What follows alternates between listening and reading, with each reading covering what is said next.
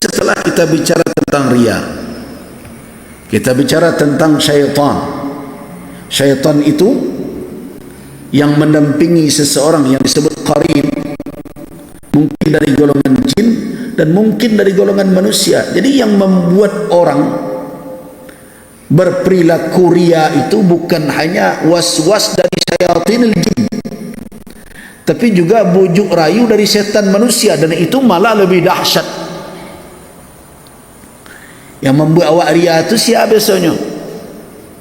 Kawan sebelah awak. Karena itu berhati-hati. Kalau sudah masuk dalam kelompok yang serba pamer, jadilah awak serba pamer. Kan begitu yang terjadi.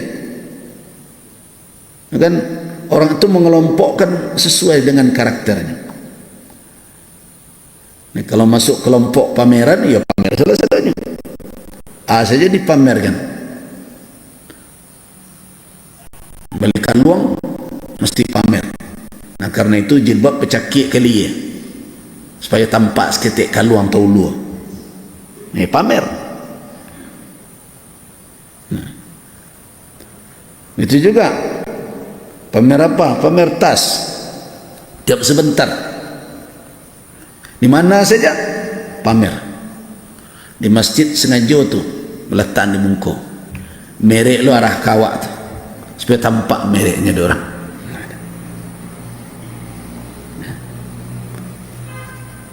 Nah, kawan-kawan yang mendorong kita untuk pameran seperti itu, siapa itu? Ya jelas itu perangai siapa?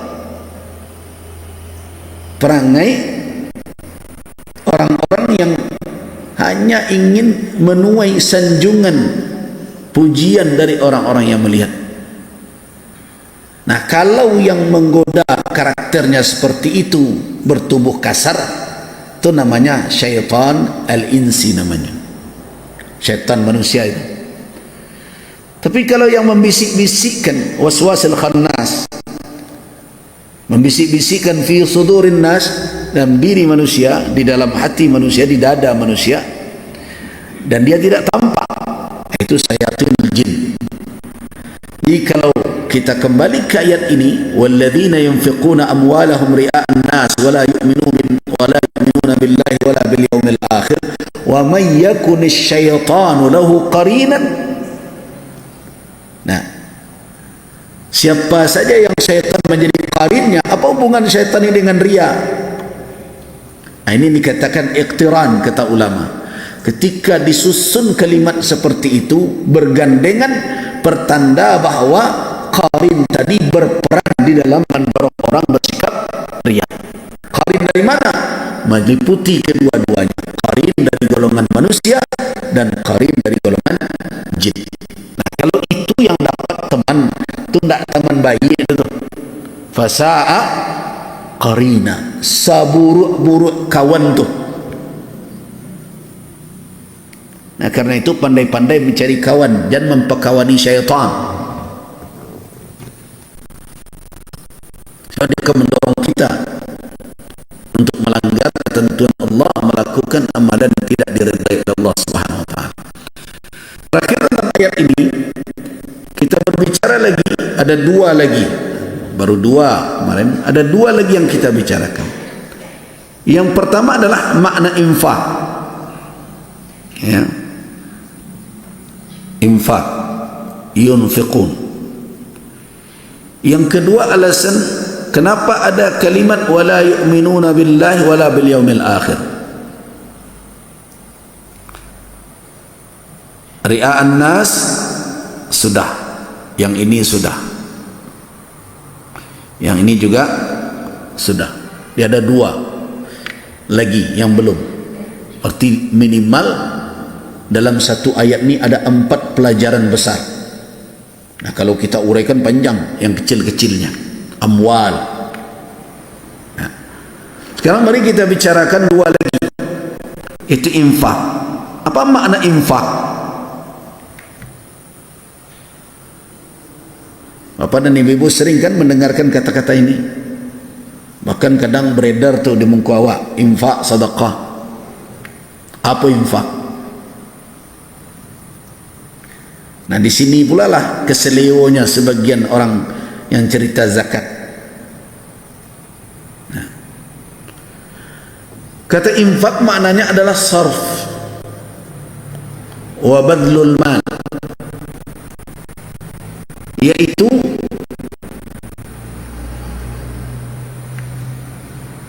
membelanjakan atau mengeluarkan harta yang kita miliki. Itu infak namanya.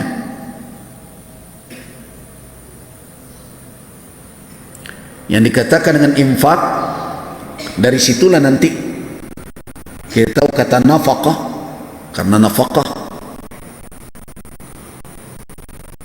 kata bendanya anfaqa yunfiqu infaqan, dari situ juga nafkah itu satu akar kata semua. Apa maknanya? Adalah badlul mal wa sarfuhu, itu menyerahkan atau mengeluarkan harta dan mempergunakannya.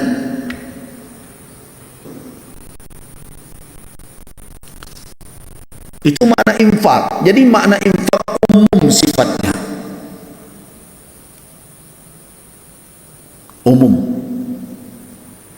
Apa yang saya maksud umum? Yaitu kalau kita mengeluarkan harta kita untuk kepentingan apapun,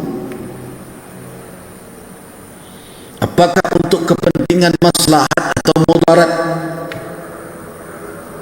di jalan Allah atau di jalan syaitan,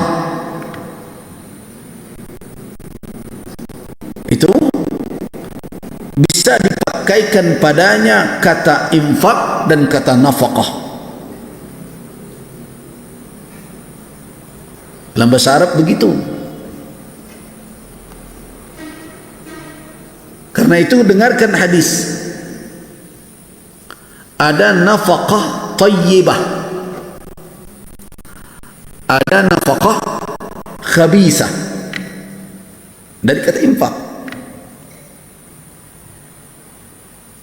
Nah.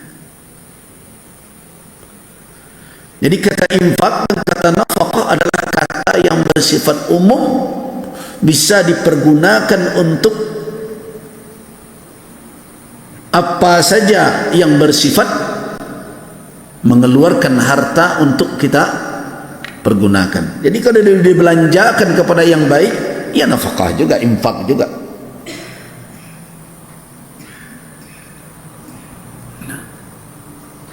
Karena itu secara bahasa kata infak dan kata nafkah bisa dipakai untuk hal yang baik dan bisa dipakai untuk hal yang buruk.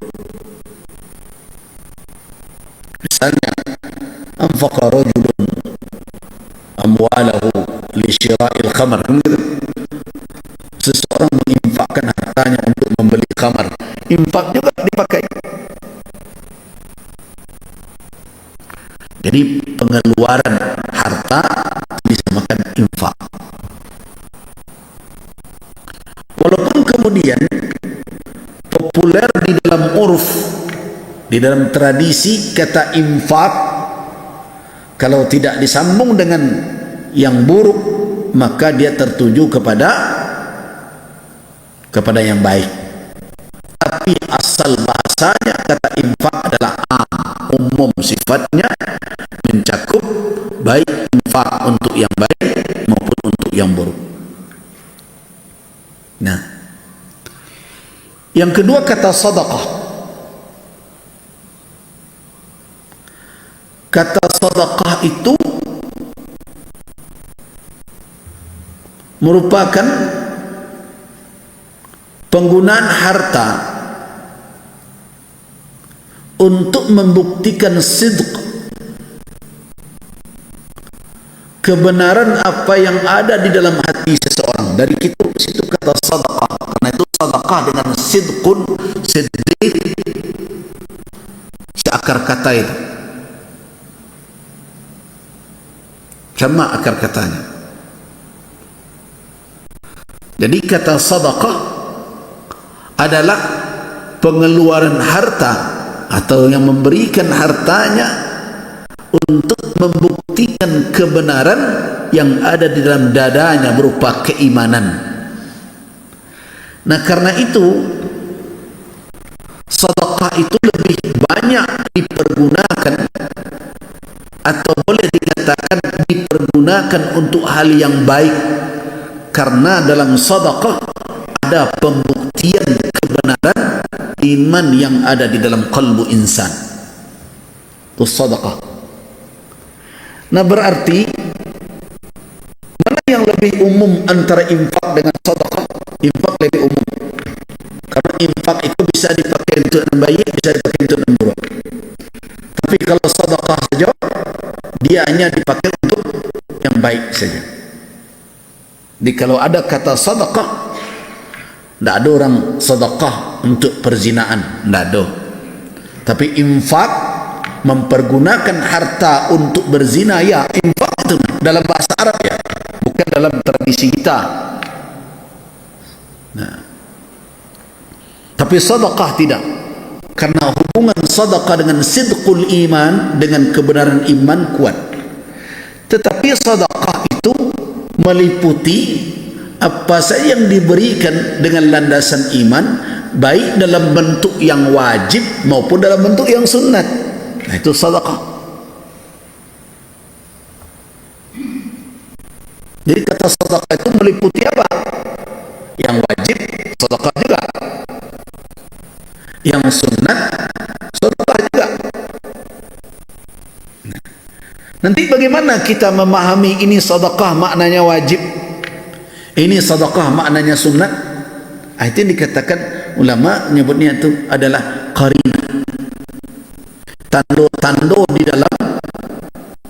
di dalam ucapan itu. Kalau Al-Quran Al-Karim kita baca, lihat ayat itu, baca secara utuh. Nah, jadi ada penjelasan nanti, baru dia kita tahu makna sedekah ini kepada yang sunnatkah atau kepada yang wajib. Tapi secara asalnya kata sedekah meliputi kedua-duanya. Nah, kemudian datang istilah zakat. Zakat itu tidak dipakaikan dalam kasus harta, melainkan hanya kepada yang wajib saja. Itu yang disebut dengan sedekah wajibah namanya. Jadi kalau kita urut infak paling umum, karena dia meliputi baik dan buruk, kata infak dipakai. Turun ke bawah sedekah, karena dia hanya pada jalan yang baik, tapi lebih umum juga. Kenapa lebih umum dibandingkan zakat? Karena sedekah mencakup yang wajib dan mencakup yang sunat. Kemudian yang paling akhir adalah zakat. Zakat ini tidak dipakaikan melainkan untuk yang wajib. Nah, begitu hubungan tiga itu.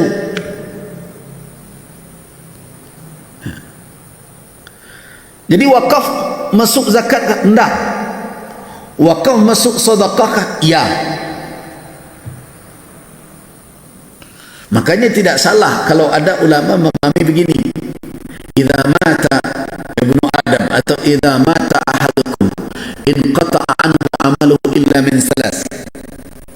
Apabila seseorang meninggal, seorang dari kamu meninggal, terputus darinya amalan yang akan mendatangkan pahala untuknya, illa min salas, kecuali salah satu dari yang tiga. Yang pertama apa? Min sadaqatin jariyah, yaitu sedekah jariah. Kata sedekah di situ. Nah, apakah sedekah di situ difahami wakaf? Iya. Kenapa? Karena sedekah itu meliputi yang wajib maupun yang sunnat dalam kita mengeluarkan harta di jalan yang hak, di jalan yang benar. Ditambah lagi dengan kata jariah, mengalir tadi. Kalau mengalir berarti ada pahala yang bertahan terus. Berarti wakaf masuk sedekah iya, tapi wakaf masuk zakat enggak. Karena zakat khusus kewajiban yang ada terkait dengan harta atas seorang muslim dengan ketentuan yang telah dijelaskan oleh syariat. Nah, jadi kalau begitu adanya, tidak perlu diperhadap-hadapkan sedekah dengan zakat. Zakat adalah kewajiban. Adakah kewajiban lain terkait dengan harta? Yang terkait dengan esensi harta itu sendiri? Bukan orang itu yang mewajibkan atas dirinya. Ada enggak selain zakat? Enggak ada. Karena jadi pasal ada infak wajib bagai. Abo acok nak menerima laporan pejabat di kantor berbagai macam. Oh, ada infak wajib. Infak wajib belum. Infak yang wajib itu zakat. Kalau orang Allah memberi zakat, jangan pasal je lagi. Bahkan dalam keadaan negara sangat membutuhkan pun, ulama membolehkan pungutan pajak, tapi tidak serupa kini pajak itu loh. Tidak serupa sekarang yang lapis berlapis ini.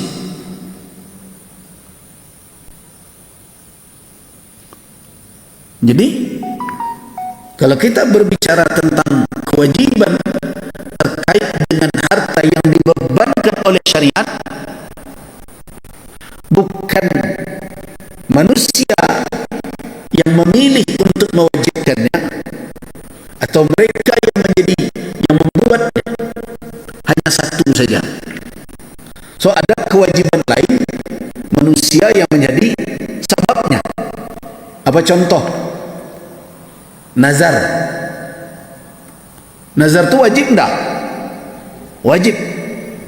Tapi ada Allah mewajibkan awak menazar? Enggak. Berarti nak mewajibkan nazar itu siapa? Awak sendiri. Ilzam min nafsil insan. Kemudian ada lainan wajib enggak? Nafkah kepada isteri bil ma'ruf.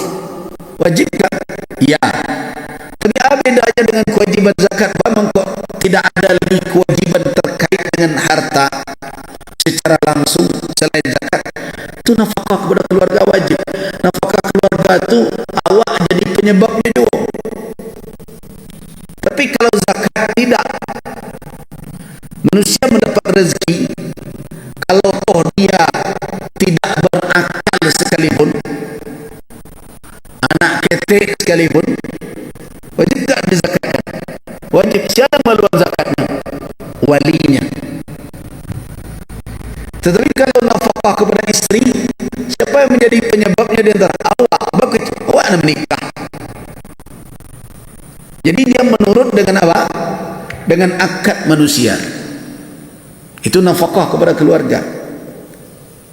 Jadi bagaimana memahami bahwa tidak ada kewajiban harta di luar dari zakat?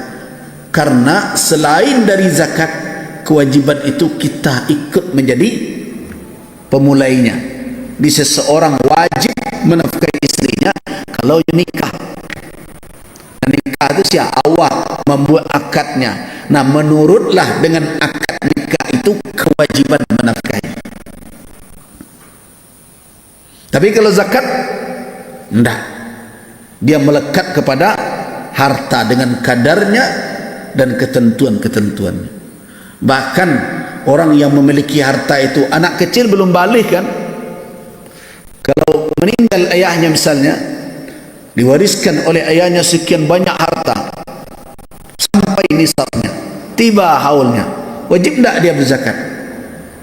Wajib dikeluarkan zakatnya. Tapi kan anak kecil belum balik. Ya, karena ini kewajiban terkait dengan mal, dengan hartanya. Terus siapa yang mengeluarkan hartanya? Ya walinya. Siapa yang jadi penanggung jawabnya? Pamannya kah? Kakeknya kah? Saudaranya kah? Begitu. Ini kan mulai faham Bapak dan Ibu hubungan infak, sedekah dengan zakat. Jadi kalau kita berbicara tentang sedekah dalam makna luas, yang mencakup apa? Mencakup sedekah tatawwu, mencakup wakaf, mencakup hadiah. Karena hadiah itu di jalan yang benar juga. Kalau berhadiah kepada orang untuk memperkuat ukhuwah, persaudaraan, termasuk juga silaturahim.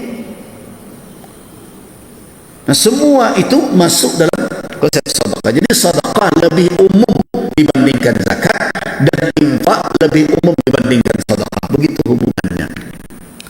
Nah, sekarang bagaimana kita memahami